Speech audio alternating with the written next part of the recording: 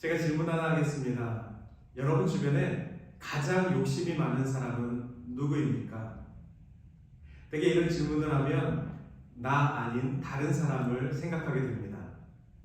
여러분 주변에 나 아닌 다른 사람들 중에서 가장 욕심이 많은 사람은 누구입니까? 욕심이라고 하면 보통 돈에 대한 욕심, 권력에 대한 욕심, 먹을 것에 대한 욕심, 그 외에 여러 가지 욕심들이 있는데 심지어 배설에 대한 욕심도 욕심의 한 과정입니다. 저희 집 아이가 밖에 나갔다가 외출하고 집으로 돌아올 때에 가끔 이제 집에 도착이 2분밖에 안 남았는데 오줌이 마렵다고, 급하다고 그렇게 신호를 보낼 때가 있습니다. 차를 멈출 수도 없고 그렇다고 그 2분을 참아달라고 말할 수도 없는 그 상황이 됩니다. 겨우 달래서 지하 주차장에 차를 파킹하고 그리고 엘리베이터까지 가는 길이 꽤 멉니다. 그 길을 가면서 어떻게든 아이를 달래서 다른 생각을 할 수 있도록 환기를 시킵니다. 엘리베이터가 오고 엘리베이터를 타고 나면 아이는 그 엘리베이터 안에서 발을 동동 구릅니다. 어떻게 하면 이 아이를 침착하게 할 수 있을까? 그래서 저는 신발을 벗어라. 엘리베이터 문이 열리면은 신발을 벗은 상태니까 재빨리 뛰어가서 화장실에 갈 수 있지 않을까? 라고 이야기를 하면서 아이가 지금 위급한 상황들을 좀 다른 생각으로 환기시키는 것을 좀 도와줍니다. 그리고 12층 문이 열리면은 아이가 현관문 앞에서 갑자기 화를 냅니다. 뭐라고 화를 냈을까요? 왜 문을 진작에 열어놓지 않았냐고. 할 말이 없죠. 지금 아이와 함께 밖에서 외출하고 들어온 저에게 왜 문을 안 열어놨냐고 그 순간 뭐라고 합니다. 그래서 문을 열어서 아이를 방 안으로 들여보내면은 잽싸게 화장실로 달려갑니다. 그리고 밖에서 초조하게 기다리면서 물 내려가는 소리가 나면 그때서야 저도 안심이 됩니다. 아, 바지에 오줌 싼 건 아니구나. 다행이다. 자, 그럼 이제 아이가 나오면 아이에게 한마디 하려고 기다리고 있었습니다. 그때 우리 아이가 뭐라고 하셨는지 아십니까? 아빠 죄송했어요. 이렇게 말하면 참 좋을 텐데 아빠 배고파. 아빠 목말라. 아이들은 이렇게 배설에 대한 욕구 속에서도 끊임없이 자기 생각과 자기 급한 일들만 해결하려고 할 때가 있습니다. 그 모습을 보면서 욕심이라는 것은 너무나도 다양하고 그리고 누구나에게나 있는 것이구나. 그것이 상황에 따라서 그 누구가 가장 욕심이 있는 사람이 될 수도 있고, 그러니 내가 아무리 욕심이 없는 스타일이라고 할지라도 언젠가 제가 가장 약한 상황이 되면은 나도 그 그룹 안에서 가장 욕심이 많은 사람으로 보일 때가 있을 수도 있겠다 생각했습니다. 태초에 창조물이었던 인간은 그 욕심 때문에 원죄를 지었습니다. 원죄란 하나님처럼 지혜롭게 되려고 하는 그 욕심에서 시작했습니다. 화장실이 급해서 총총걸음을 뛰고 그리고 성을 내었던 그 아이는 극심한 공포와 불안감으로 시야가 좁아진 상태였습니다. 되게 욕심이 많은 사람들이 예민하게 보이는 것은 그의 눈에 다른 사람들이 잘 보이지 않기 때문에 그렇습니다. 우리는 이 경우를 아나무인이라고 합니다. 마음이 작아서 그래서 그 그릇에 다 담을 수가 없어서 욕심을 빨리 채우려고 하다 보니까 그래서 계속해서 더 강한 자극들을 원하게 되는데 그러한 것이 중독 현상까지 보여줄 때가 있습니다. 반대로 저희 집에 욕심이 참 없는 아이가 있습니다. 그 아이를 바라볼 때면 욕심이 없어서가 아니라 참는 것입니다. 그 아이도 제 눈에는 갖고 싶은 것이 있고 말하고 싶은 것이 있습니다. 그러나 상대적으로 다른 아이보다 참고 자기가 원하는 것을 표현하지 않고, 하지만 그 아이에게도 욕심이 있다는 것을 알고 있습니다.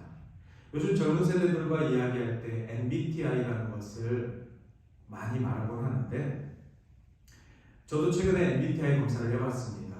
그랬더니 제 성격은 INFP였습니다. 되게 I라는 성격과 또 반대되는 것은 E라는 성격인데 E라는 성격이 좀 적극적이고 활달한 성격에 반하여 I라는 성격은 좀 내성적이고 또 생각이 많은 그런 스타일들입니다. 그리고 두 번째, S하고 N을 구분할 때 저는 N에 포함이 되는데, S인 사람들은 나무와 숲을 볼 때 무엇을 먼저 보느냐라는 질문에서 나무를 되게 선택합니다. N의 성격의 사람들은 보통 숲을 선택합니다. 저희 집의 아내는 S의 유형의 사람이고 저는 N 유형의 사람입니다. 그것을 보면 나무를 선택하는 사람들이 조금 더 욕심이 많은 것 같습니다. 제 아내가 그런 성향의 사람이기 때문입니다. 그래서 저는 이 검사가 자신을 좀 이해하고 다른 사람을 이해하는 데 도움이 된다 생각을 해서 제 자신을 검사해보고, 여러분이 한번 들어보십시오. 제 성격이 정말 이 검사지에서 말하는 성격과 비슷한지. 첫 번째, INFP의 특징은 침착하고 수줍음이 많은 사람처럼 비추어지기도 하지만 마음속은 언제라도 연료가 공급되는 기회가 오면 크게 타오를 수 있는 열정의 불꽃이 숨어있다. 어떻습니까? 제 성격 같습니까? 너무 좋게 표현된 것 같습니다. 이러한 성격의 사람들은 성격이 세심하고 디테일하며 이해력이 많고 포용성이 뛰어나다. 그런데 주위의 시선을 많이 의식하고 비판하는 것에 약하다. 감정의 기복이 심하고 직접적으로 관심을 받는 것은 싫어하나 친하다고 생각하는 이들에게 관심과 애정을 끊임없이 갈구한다. 여러분이 생각하기에 제 성격을 표현하고 있는 것 같습니까? 저는 이 검사 결과를 통해서 내가 이런 사람이었구나 라는 것을 객관적으로 볼 수 있는데 큰 도움을 받았습니다. 여러분들도 한번 이 테스트를 통하여서 나는 어떤 사람일까? 객관적인 시각에서 나를 바라보는 것 한번 기회를 가져보시길 바랍니다. 되게 욕심이 많은 사람들은 자기 주장이 강하고 고집이 셉니다. 자기 일을 도와주지 않으면 화가 나고 도움을 받았음에도 불구하고 감사 인사를 잘 하지 않습니다. 어떤 일을 시작하면 꼭 자기랑 하기를 바라고 자기랑 하지 않을 경우 그 사람에 대한 뒷말을 합니다.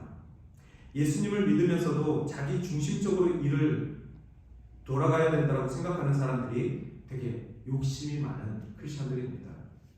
배타적인 신앙심으로 자기 말과 행동은 선하고 다른 사람의 신앙은 악하다라고 생각하는 경향들이 있습니다. 오늘 말씀 누가복음 9장 51절에 보면은 예수께서 승천하실 기약이 차감해 예루살렘으로 향하여 올라가기로 굳게 결심하시고, 이미 예수님께서 3년의 공생의 과정을 마치시고 예루살렘으로 가셔서 이제 십자가형을 받으시고 하늘로 승천하실 때가 차네 그날이 가까워지자 예수님과 일행은 갈릴리에서 예루살렘으로 향하고 계십니다. 갈릴리에서 예루살렘으로 향할 때에는 사마리아라는 중간 지역을 지나가게 되는데, 예수님께서 사자들을 앞서 보내심에 그들이 가서 예수를 위하여 준비하려고 사마리아인의 한 마을에 들어갔더니, 사마리아 지역을 들어가기 위해서 몇몇의 사람들을 미리 보내 마실 것과 먹을 것 그리고 잘 것들을 좀 준비하게 하려고 계획을 했습니다. 그랬더니 사마리아 사람들이 예수님의 이 일행을 거절했습니다. 자신들의 도시를 지나가는 것을 막았습니다. 그럴 때 예수님 옆에서 함께 보필하던 예수님의 제자들이 화를 냈습니다. 제자들은 예수님에 대한 생각을 이렇게 했습니다. 우리 예수님께서는 많은 기적을 행하시고 그리고 그 기적을 통하여서 많은 사람들이 예수님 앞에 나와 말씀 듣기를 기뻐하고 예수님의 그 기적을 체험하려고 너도 나도 좋은 소문들이 나니까 예수님이 가는 곳들은 항상 뚫려야만 한다. 예수님이 가시는 곳들은 항상 환영받아야만 한다. 예수님을 위해서라면 예수님 중심적으로 모든 사람들이 재배치되어야 한다. 그리고 우리들도 예수님과 함께 가는 사람들이니까 우리가 예수의 이름으로 말하고 행동하는 모든 것들에 대해서 그들이 받아들이고 用 용납해야 한다. 。 그런데 왠지 제자들이 생각하고 있는 이 예수님은 우리가 성경을 통해서 알고 있는 예수님의 모습과 또 예수님의 말씀과 또 예수님의 그 일생과 좀 다른 모습의 예수님이십니다. 예수님은 그렇게 화를 내고 또 자신을 거절한 사마리아인들에 대해서도 화를 내지 않고 이렇게 말씀하십니다. 금하지 말라. 너희를 반대하지 않는 자는 너희를 위하는 자니라. 예수님은 지금 제자들을 가르치시고 계십니다. 3년간 함께 하시면서 동고동락을 통하여서 하나님의 나라를 알려주셨음에도 불구하고 마지막 그 순간까지 예수님께서 왜 이 땅에 오셨는지 깨닫지 못한 제자들을 향하여서 이 상황을 통해 교훈을 전하려고 하십니다. 사람은 쉽게 자신의 성격이나 자신의 태도가 바뀌지 않습니다. 특히 한번 잘못 입력된 상황에 대해서는 끊임없이 고집을 부리고 욕심이 차서 좀처럼 바뀌지가 않습니다. 자기 뜻대로 되어야만 한다고 생각하는 사람들, 자기와 다른 지역에서 출생했거나 거주하는 사람들을 은근히 무시하는 사람들의 경향이 우리 주변에도 너무나도 많이 있습니다. 예수님을 믿는다고 하는 사람들조차도 예수님의 이름으로 모든 사람들을 사랑과 은혜로 동등하게 대해야 되는 입장인데도 불구하고 특정 민족이나 특정 지역의 사람들을 싫어하고 차별하는 경향들이 우리에게도 있기 때문입니다. 청교도 전통의 기독교 국가였던 미국이 아프리카 흑인들을 데려와 노예로 삼고 피부색이 검다는 이유로 그들을 무시하고 차별했다가 1865년 1월이 되어서야 노예 제도를 폐지하였습니다. 노예 제도가 폐지된 지 100년이 넘었지만 오늘날 수많은 민족과 사람들은 여전히 그들의 삶 속에서 너무나도 자연스럽게 인종에 대한 차별과 나보다 못한 또 나와 다른 사람들에 대한 무의식적인 무시와 차별을 감행하고 있습니다. 예수님 시대 사람들도 마찬가지입니다. 유대인들이 사마리아 땅 사람들을 왜 미워합니까?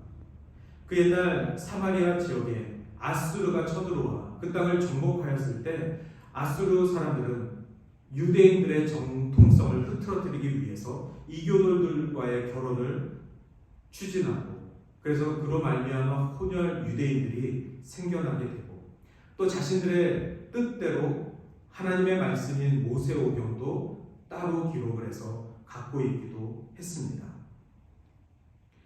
사마리아인들은 우상 숭배를 하면서까지 그들 안에 유대인의 전통까지도 갖고 있었던, 요즘 사회로 말하면 세상과 교회의 두 다리를 걸치고 있는 그러한 사람들과도 같은 신앙인의 모습을 가졌습니다.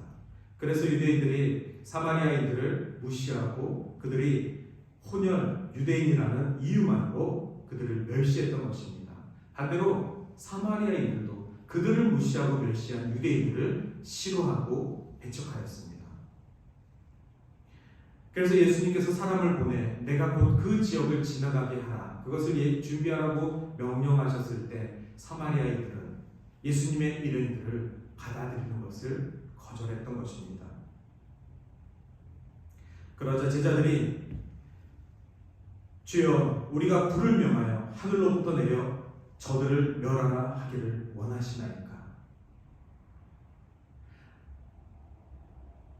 지금 예수님의 제자는 이 땅의 평화의 왕으로 오신 예수님 앞에 예수님의 일행을 거절했다는 이유만으로 사마리아인들을 불바다로 그들을 모두 멸할 생각으로 예수님께 그 권능을 간청한 것입니다.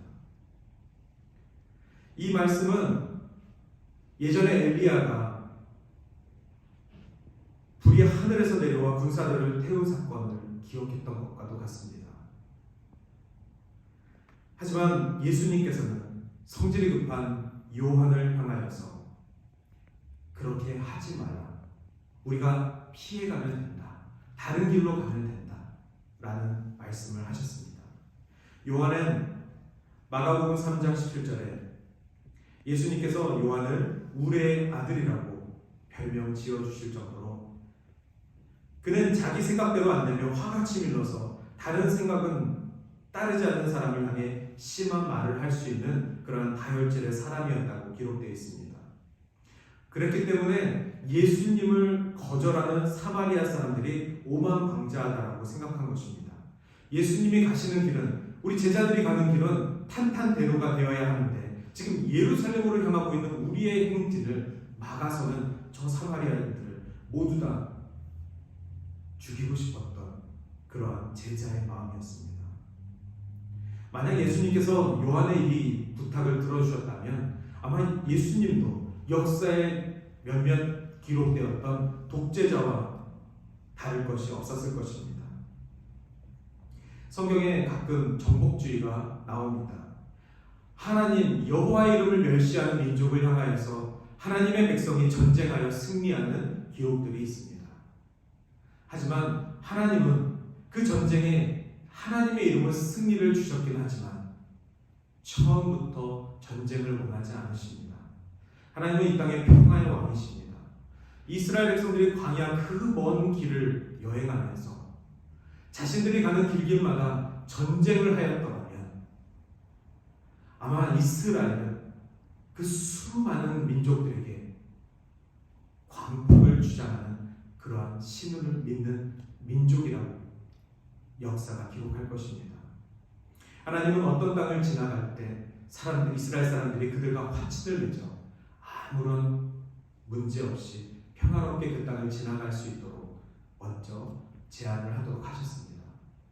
지난주 우리가 보았던 말씀도 그 중에 하나였지 않습니까? 그러나 광야 땅에서 이미 세력을 키운 인구 숫자가 많아진 이스라엘 사람들을 두려워하고 그들과 전쟁을 준비하고 여호와의 이름을 멸시하려고 했던 것이 바로 그런 몇 가지 전쟁의 이유였습니다. 예수님도 이 땅에 평화의 왕으로 오셨습니다. 우리가 예수님을 진정으로 아는 사람이라면 예수님께서 왜 이 땅에 오셨는지를 정확히 알고 예수님의 이름으로 사람들과 싸우고 사람들과 전쟁하고 그러한 일들이 결코 예수님의 뜻이 아니다라는 것을 알아야 합니다. 여러분은 예수님의 팬입니까? 아니면 제자이십니까? 누구나 예수님께 나올 수는 있습니다. 영생을 찾기 위해서 밤늦은 시간에 예수님께 나와 물어볼 수도 있고 자기 딸이 아파서 그것을 고쳐달라고 예수님의 옷자락을 붙들 수도 있고 배가 고파서 예수님 앞에 나올 수도 있습니다. 누구나 예수님께 나올 수 있고 예수님을 아는 것은 누구나에게 기회가 주어져 있습니다. 하지만 우리 믿는 자들은 예수님을 아는 것에서 그치는 것이 아니라 예수님을 나의 구주로 모시고 믿음으로 살아가는 백성들입니다. 그래서 우리는 단지 예수의 팬으로 그치는 것이 아니라 예수님의 제자가 되어기까지 매일매일 예수님의 말씀으로 연단이 필요한 사람들입니다. 오늘 말씀에 예수님의 제자들도 나오고 또 예수님의 이름으로 남용하여 오용하여 살아가는 사람들도 나오고 그리고 예수님의 행적을 리젝트해서 예수님 지나가시는 길을 방해하는 사마리아인들도 나오고 하지만 아직까지 예수님을 정말로 아는 제자는 보이지 않습니다. 예수님의 제자라면 예수님이 왜 이 땅에 오셨는지 이 땅에 오신 이유가 나와 온 인류를 구원하시기 위하여 십자가 저 질고를 지으시고 그리고 부활하셔서 승천하시기까지 우리 인류를 사랑하시는 하나님 아버지의 마음을 깨닫는 자가 정말 제자일 것입니다. 예수님께서는 요한을 꾸짖으시며 다른 마음으로 돌아가자고 하셨습니다. 여러분, 팬과 제자의 차이가 무엇인지 아십니까? 예수님은 예수님을 아는 사람들을 꾸짖지 않으십니다. 배가 고파서 예수님의 말씀이 고파서 모여든 5,000명의 사람들을 꾸짖지 않으십니다. 예수님이 지금 꾸짖는 분은 바로 제자들입니다. 아직 온전한 제자가 되지 않았지만 예수님은 제자이기에 제자로 헌신하기에 그들을 꾸짖는 것입니다. 여러분이 제자라고 생각한다면, 하나님의 말씀으로 더 깊은 은혜 가운데 나아가고 싶다면, 하나님의 말씀 가운데 성령님께서 우리를 꾸짖으심을 들을 때가 필요합니다. 이 꾸짖으시고 그것으로 인하여서 우리가 우리의 겸손함을 연답하는 것은 바로 온유라는 성품으로 표현될 수 있습니다. 우리가 예수님을 온유하시고 겸손하신 분이라고 고백합니다. 예수님의 온유는 우리를 통하여서 하나님의 평화와 능력이 나타나도록 우리의 권리를 드리는 것입니다. 온유한 자란 자기의 권리를 포기하는 자입니다. 온유한 자란 겸손히 자기를 낮추는 자입니다. 온유한 자란 타인에 대하여 관대하고 하나님을 경외하기로 결심한 자가 바로 온유입니다. 오늘 말씀의 제목은 순수한 마음의 예수님. 바로 그 순수한 마음의 예수님이 가진 성품 중에 온유가 있습니다. 예수님은 온유하시고 겸손하신 분이십니다. 이 시간 저는 여러분들에게 우리 또한 예수님의 그 온유하심을 닮아 우리 안에 있는 성내는 기질, 화내는 기질, 욕심 많은 그 기질을 예수님의 성품 온유함으로 내려놓고 예수님이 우리를 꾸짖으실 때 그 꾸짖으심을 우리의 연단의 기회로 삼아 더욱더 주님의 그 부드러우신 인품이 우리의 인품이 되기를 소망합니다. 그래서 세상이 우리 크리스천을 만났을 때, 저와 여러분을 만났을 때 온유하시고 겸손하신 예수 그리스도를 경험하실 수 있도록 그렇게 내어드렸으면 좋겠습니다. 그러면 어떻게 하면 우리가 온유의 성품을 가질 수 있느냐? 첫 번째는 우리의 감정을 성령 하나님의 간섭하심으로 맡겨드리는 것입니다. 앞서서 MBTI 검사 이야기를 말씀드렸는데 사람들마다 각자 자기의 감정을 컨트롤하는 방법들이 제각각입니다. 감정을 표현하는 방식들이 다르다는 것입니다. 어떤 사람들은 자신의 그 감정을 너무 쉽게 드러내서 그래서 그 감정으로 인하여서 다른 사람과의 관계가 오히려 악화되는 경우들도 있습니다. 여러분, 우리 믿는 자들이 단순히 내가 가진 그 감정으로 일한다면 우리 예수 그리스도의 복음을 전해야 될 그 사명에 있는 우리들로서 내 감정 때문에 하나님이 나를 구원하시고 나를 주의 사명된 자로 보내실 때 내 감정 때문에 그 복음의 사역들이 온전히 이루어지지 않을 때가 있습니다. 두 번째는 우리의 말입니다. 하나님은 항상 믿는 자의 혀를 조심하라 하셨습니다. 우리가 사용하는 이 혀는 하나님의 복음을 전하고 다른 사람, 이웃을 위로하고 권면하는 데 사용되어야 합니다. 물론 우리의 기질과 우리의 성격과 우리의 가치관으로는 할 수 없는 것이죠. 그래서 우리는 예수 그리스도의 성품, 온유하심이 필요한 것입니다. 이 시간 우리가 할 수 있지만, 우리도 싸워서 이길 수 있지만, 우리가 세상을 이길 수 있지만 그렇게 하지 않는 이유가, 그렇게 내세우지 않는 이유가 나를 구원하신 예수님 때문이라고 생각하시길 바랍니다. 내 안에 그 온유의 힘이 있어서 그 힘을 나의 힘으로 함부로 사용하지 않겠다. 이것이 바로 성령이 우리에게 주시는 열매입니다. 매일의 삶 속에서 우리 성령의 인도하심을 받으며 하나님이 주시는 위로와 사랑뿐만 아니라 하나님께서 나의 삶을 간섭하시고 통제하실 수 있도록, 그래도 인하여서 내가 불편한 생활을 감수하면서까지 믿음의 더 깊은 연단을 받기를 작정하며 결단하는 저와 여러분이 되시기를 소망합니다. 주님의 온유하심을 받아 끝까지 칼을 칼집에서 꺼내지 않기를 바랍니다.